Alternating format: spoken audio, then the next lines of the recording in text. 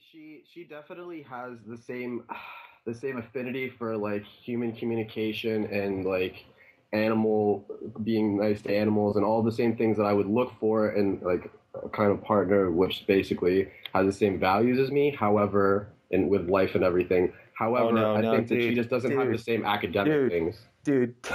Take the nipples out of your eye sockets. You must. You must.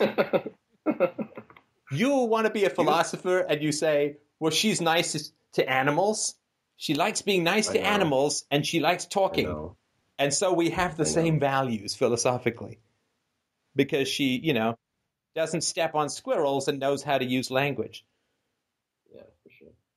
This is why I need you to tell me this stuff because I definitely am and I know it. That's the problem is that I hold all the other girls in my life to the standards of logic and reason and virtue now, but I don't hold her to it, and I want to understand what's making me be so irrational, and I can see it, and you're pointing it out to me so obviously, and I know it too, but I'm being irrational, and I don't know why. Well, no, no, no. I wouldn't necessarily say that because there's, different standards of rationality. Hmm. I mean, I don't mean there's different rationalities, but what I mean is if you just dismiss it as being irrational, then that's not curious enough to find out what you're being rational to, right? Hmm. All right. When you are snagged by a lady, where is the first place you look for the source of that snagging? May not be the only place. Where is the first place you look? Are you saying like why would I be anchored to her like physical attractiveness or some kind of compatibility that I'm When you seeking become to stick obsessed with? with a woman, are you obsessed with her? Like, do I think about her every waking moment kind of thing? I mean, yeah, Dude, me and dude, her had a thing dude, like that, yeah. dude, don't straw man me. You're very consumed by her, right? Yeah, I guess you could say that. Okay, so when a Definitely. woman takes up a disproportionate to her moral value, when a woman takes up disproportionate space in your mind, where's the first place to look for the source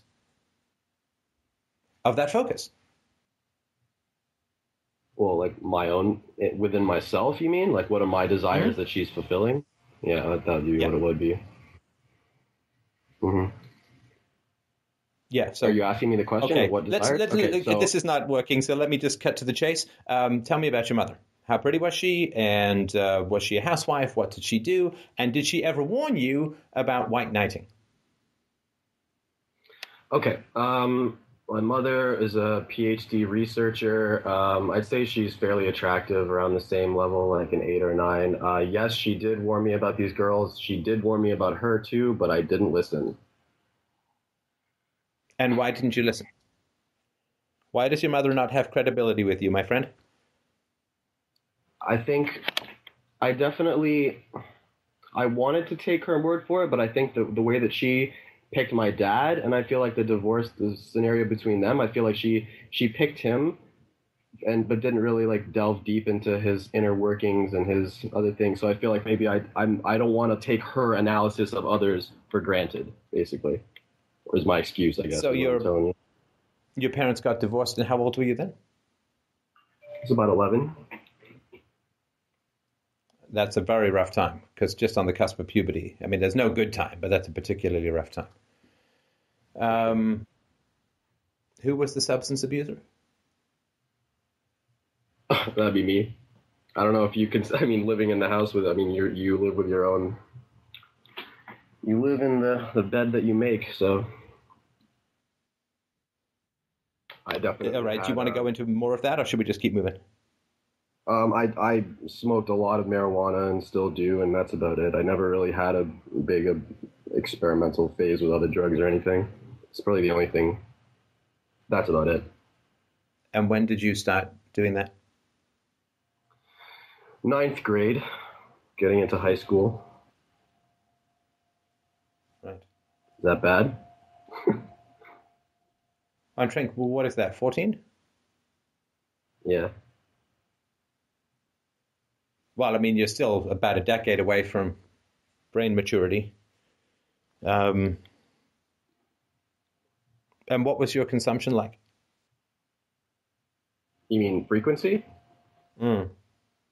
Oh, at the beginning, not very often, and then when I started getting more and more into, like I said in the ACE thing, that I had trouble with the law and trouble with other stuff. So I was definitely trying to get out of the house and not be at home as much as possible, and trying to just to be like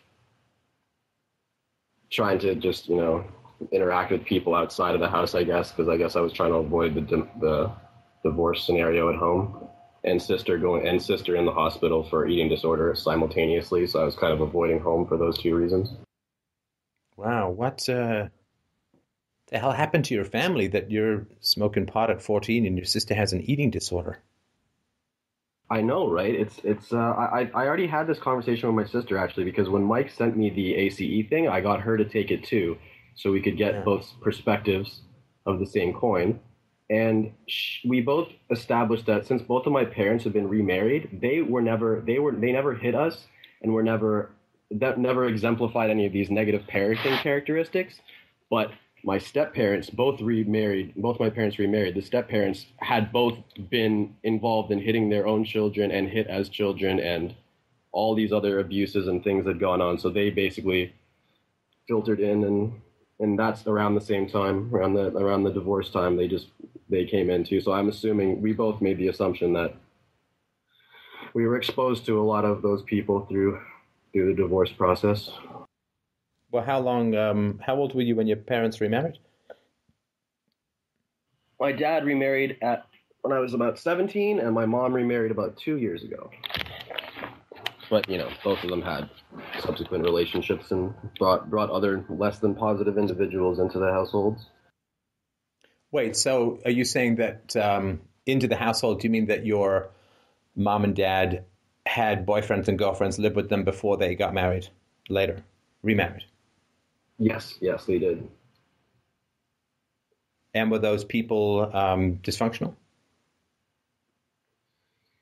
I would say my parents were very academically focused, nerdy people, and they definitely were seeking out each other for that reason, for those similarities. But the people that they chose to remarry to were very No. less I'm not talking about the positive. remarriage. I'm talking about when you were younger.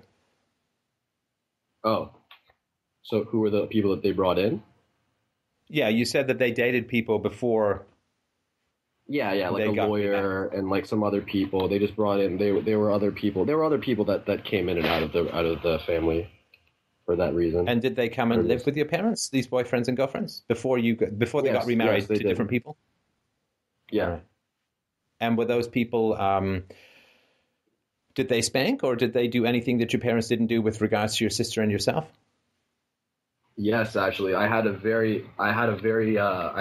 several altercations with my stepdad, who is pretty used to hitting his kids, and I think he pretty much acted like he was just about to hit me, and got into that kind of confrontation a whole bunch of times over nothing, and just over control issues, I'm assuming.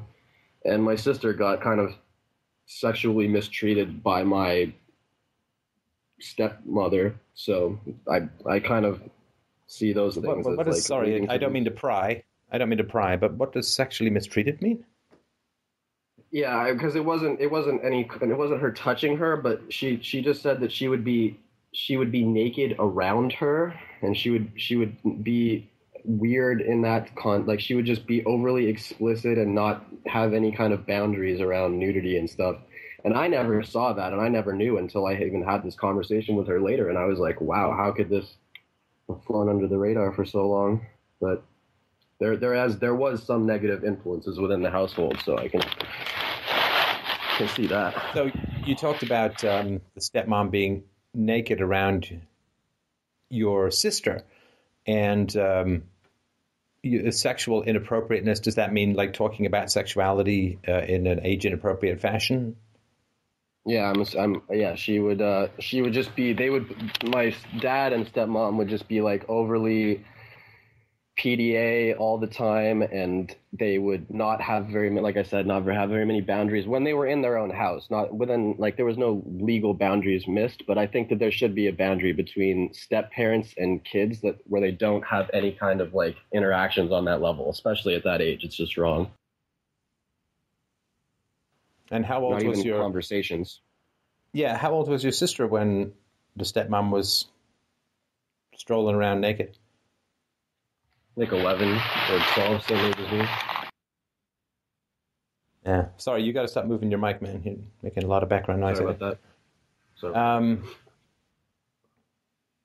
All right. I assume you're searching for some kind of catalyst that is making me susceptible to this female manipulativeness, but I'm not really sure where it would be in the past. I think it's more in. I mean, if I'm All really just right. off or I something. think I might be, but could be wrong, of course. Oh, I mean, maybe unless you got something that I'm just oblivious about, I would love to hear it. Um, let's just talk about your mom for a moment, right? So, did your mom apologize for all the difficulties of the divorce and the subsequent guys moving in and out, and then the subsequent guy who you got into physical fights with and all that? I mean, has she apologized for that? Honestly, not in the way that we talk about on this. I mean, when I say we, I mean the whole conversation on Freedom Main Radio. I mean, I don't think that she basically has the attitude of what happened in the past, we all need to get over it. And I don't think she wants to like apologize for every separate instance. So no. Okay, you just gave me a giant runaround, right? Right. I asked you if she'd apologized, and she said, well, not in the way of this show, whatever that means. I mean, there's no special magic words that are used here. It's like, well, if they apologize and stab a picture of Franklin Delano Roosevelt, then that's a real apology by FDR standards, right? So you said she's not apologized first of all, you said honestly, which always concerns me because when I've been talking for people for a while and then they say honestly, I'm like, well, wait, what were we just doing before, right? Yeah. But you said that she has not apologized in the way of this show, and then you basically said, well, she says we need to put the past to the past, or not forget about it and all that, which is not apologizing at all, right? Yeah, so I guess I'm definitely doing that. I'm making excuses. So I'll say she has not apologized, and she's more of the mindset of we need to forget about those things. Was she really good at forgetting about the issues with your dad before the divorce? No, of course not. They're still arguing to this day. They just exchanged emails arguing with each other over money and things just now. Oh shit! Things Well, you have should not just changed. remind her that she's got this great advice, right? She's got this great advice, which is to let things go about the past and not let them bother you and not bring them up and not, right? So maybe she just forgot to make that little connection, because it sure as shit couldn't be that she's manipulative as hell, right? It couldn't be that whenever you bring up something that's important to you, that's uncomfortable for her, she tells you to forget about it. But then when she's got a bone to pick with your dad, she dives in like an orca on a seal. Yeah, I didn't think of that. So you think that lays? And there's a reason why you didn't think of that. What happens if you point out this hypocrisy in your mom? She would definitely not want to explore it.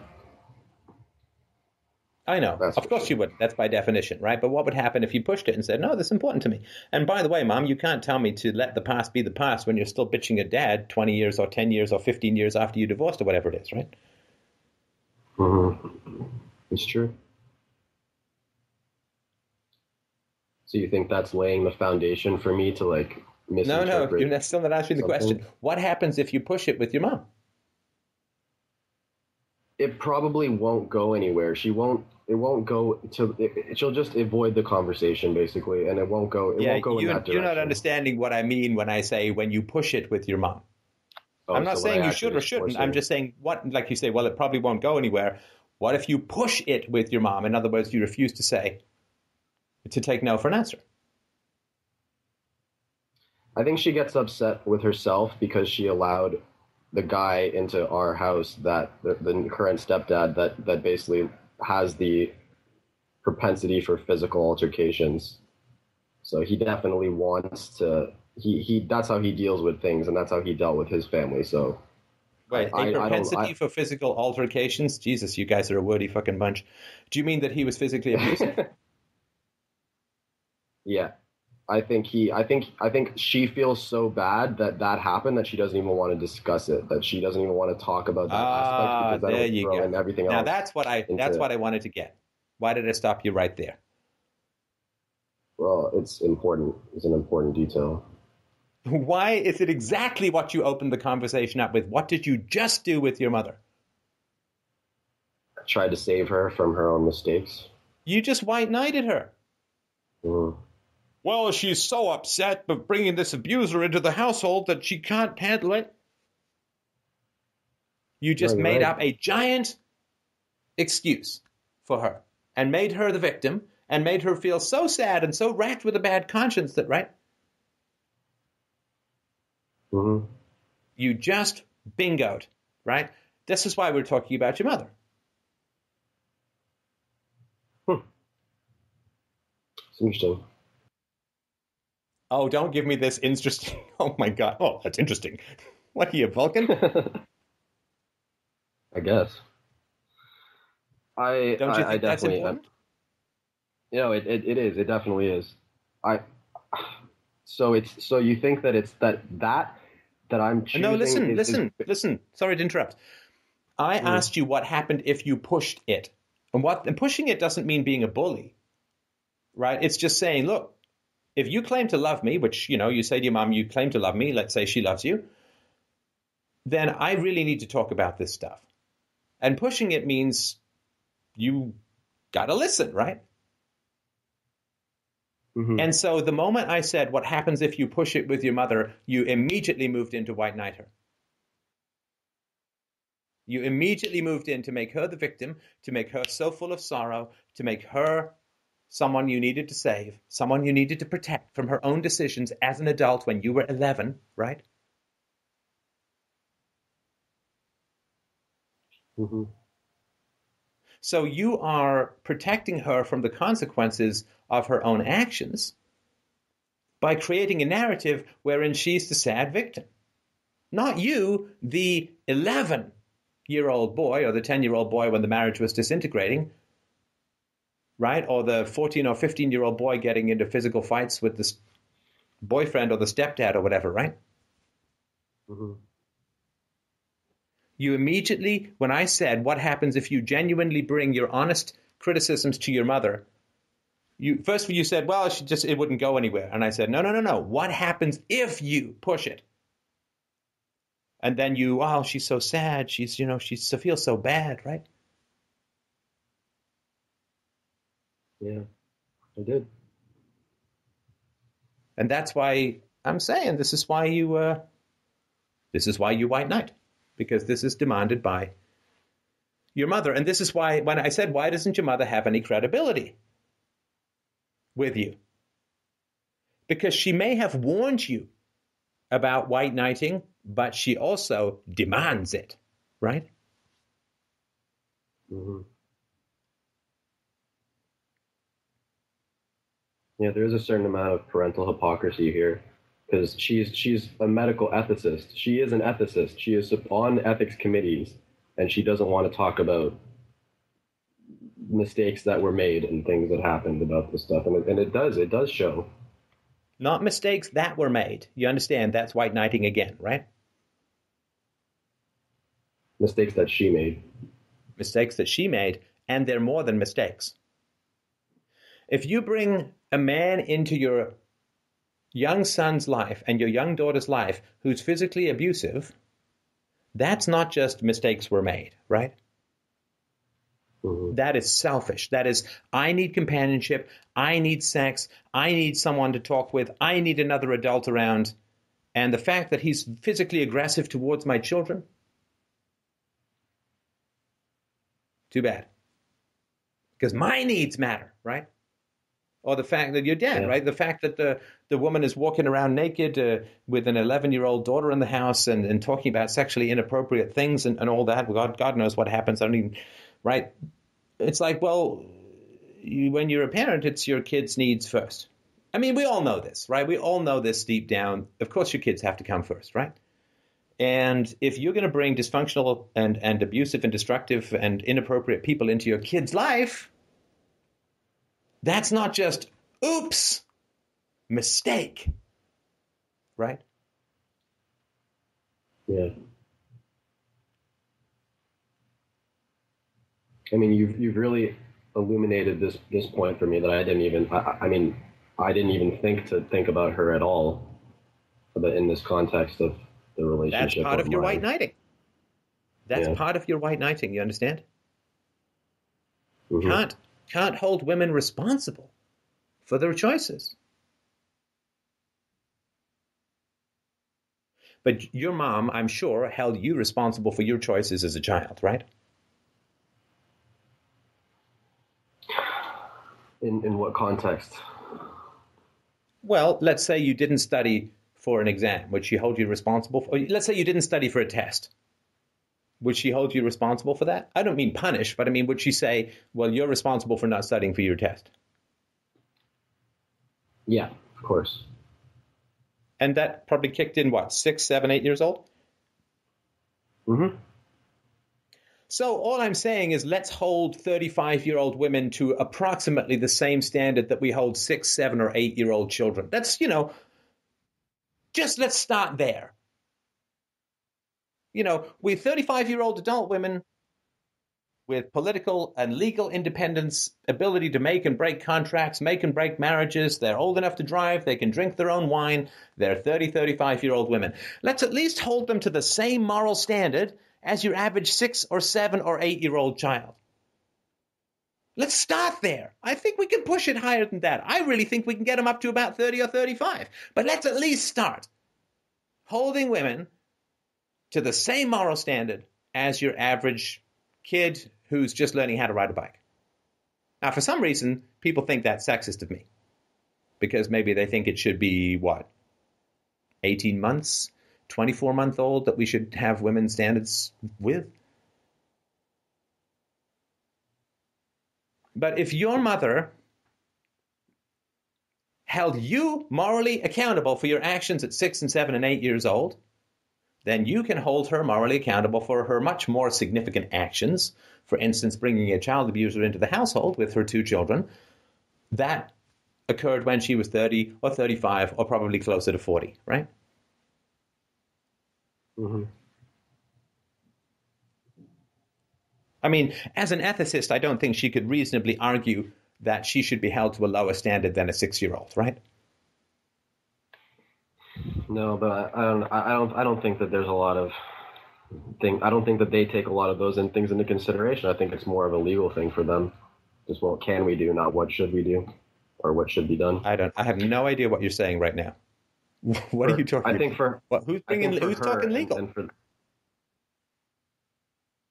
I mean for her, and I mean if you're going to ask her like what if if she were to hear this conversation, I mean I think she would say that you know there's something that, and I realize that this is me having some kind of internal monologue in her voice or something, as I've seen other people immediately do as well, but it seems like she would probably say that although he did abuse his kids and he did act in this manner towards me that was threatening, he never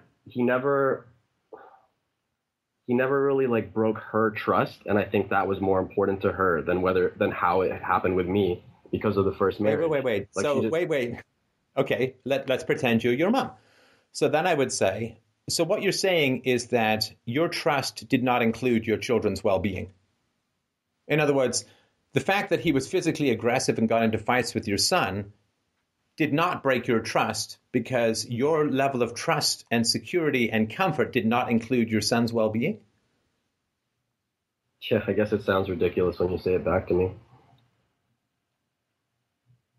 I don't have a rational defense for why she likes this person or why she wants him around, other than being lonely. Well, that's not a defense. Yeah. That's not a defense. I mean, right? I mean, if you said, listen, Mom, I know I'm 7 years old. I know I had a spelling bee on Friday, but I felt like going out and playing with my friend rather than studying because I was lonely. What would you say? Yeah, she'd probably, take away my Game Boy or something like Yeah, that. she'd say, look, you have an exam to study, you have a test to study for. So I don't know what lonely means. So you can go play some other time, right? Hmm. So how Anyway, do I I move? mean, I So how don't do I think move I'm going to. forward? I'm sorry, go ahead. I said, so how do I move forward? How do I take this information and better myself with it? Who, you? Yeah. But you're asking a question you already know the answer to. So what you're doing is stalling now so that you don't have to confront your white knighting of your mom, right? Well, I guess the original reason I called was because I wanted to figure out how I could detach from this feeling of wanting to white knight for this girl, and it switched to this parental It did scenario. So not I'm switch. It did not switch, right? I guess they are I didn't reflections. switch the topic. I just talked about the real topic. Mm. If you want to Mm. stop white knighting, what's the most important thing that you could do tomorrow? Hold girls to the same standard that I would hold other people to be rational and good people. Yeah. That's a nice bumper sticker. What practical steps could you take tomorrow if you wanted to stop white knighting? Well, I'm seeing my mom tomorrow. I could voice some of Perfect. my feelings with her. Yeah. Talk about your thoughts and feelings with her. Be honest and open about the issues that you have. And don't take evasion for an answer. And again, I'm not saying, you don't yell at her already, but just like, no, I'm not, this is important to me. You can't just wish away things that are important to me. Right? Oh, well, it's all in the past. It's not in the past for me.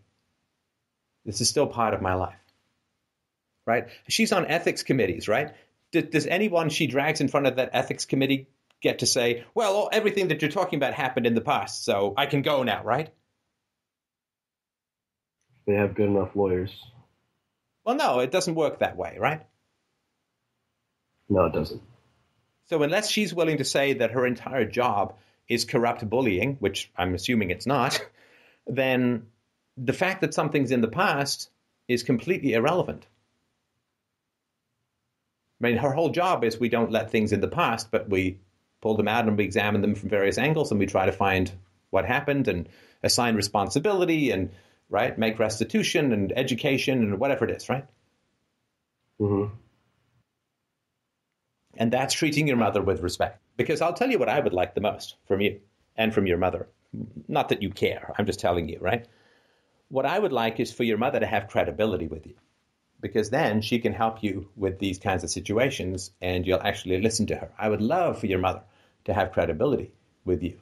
But if your mother's going to have credibility with trying to talk you out of your white knighting, she can't be simultaneously profiting from it at the same time, right? Mm. I think it definitely. I think I think my opinion of her is based on who she surrounds herself with, and I think a lot of my opinions of people are based on that. And if that's the case, then I don't know. It doesn't bode very well for that conversation if I'm judging her by those people. Yeah, and now you're just jumping off on some other topic, right? So that would be my suggestion. Now, obviously, you don't have to do any of this, right? But if you would sort of ask me what my amateur over the web assessment would be, it would be that the white knighting is something that's demanded by your mother. And if you talk to her about the decisions that she made that were negative to you, and ask her to accept responsibility, and your dad, and so on. And you can talk about this, of course, with your sister. But I think that, we owe the people in our lives the respect of telling them the truth, right? Mm-hmm. And the truth is, your mother has moral responsibility for how she parented, just as I do, just as your dad does, just as you will when you become a father, if that's your choice. We have moral responsibility. There's no magic cloak called parenthood that absolves one of any moral accountability, particularly when, as is so often the case, people generally inflict that moral accountability on their 6 and 7 and 8-year-old children.